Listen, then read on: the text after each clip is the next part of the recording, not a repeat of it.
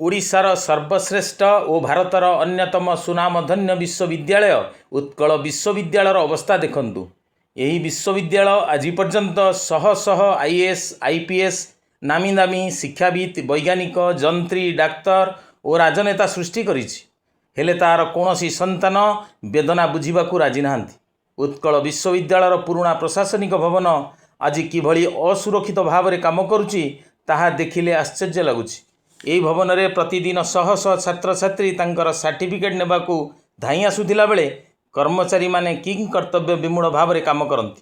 ନୂଆ ପ୍ରଶାସନିକ ଭବନରେ କୁଳପତିଙ୍କ ସମେତ ବଡ଼ବଡ଼ିଆ କାମ କରୁଥିଲା ବେଳେ ଏହି ପୁରୁଣା ଭବନରେ ତଳ କର୍ମଚାରୀମାନେ ଅସୁରକ୍ଷିତ ଭାବରେ ଦୈନନ୍ଦିନ ଅଫିସ୍ କାମ କରନ୍ତି।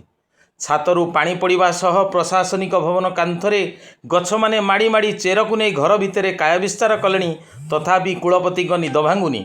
ଆଶ୍ଚର୍ଯ୍ୟ ଲାଗେ କି ବିଶ୍ୱବିଦ୍ୟାଳୟ ତା'ର ପୁରୁଣା ଛାତ୍ରଛାତ୍ରୀମାନଙ୍କୁ କ'ଣ ଭଲ ଶିକ୍ଷା ଓ ଭଲ ପ୍ରଶାସକ ହେବାର ଶିକ୍ଷା ଦେଇନଥିଲା କି? ନଚେତ ଏଭଳି ଜରାଜୀର୍ଣ୍ଣ ପଡ଼ି ରହିଛି, ହେଲେ କାହାର ଦୟାଭାବ ଆସୁନି କିମ୍ବା କେହି ସରକାରଙ୍କ ଦୃଷ୍ଟିଗୋଚରକୁ ଆଣୁନାହାନ୍ତି। ଆଗକୁ କିଛି ଅଘଟଣ ହେଲେ କିଏ ଦାୟୀ ରହିବ? କୁଳପତି ସ୍ପଷ୍ଟ କରନ୍ତୁ।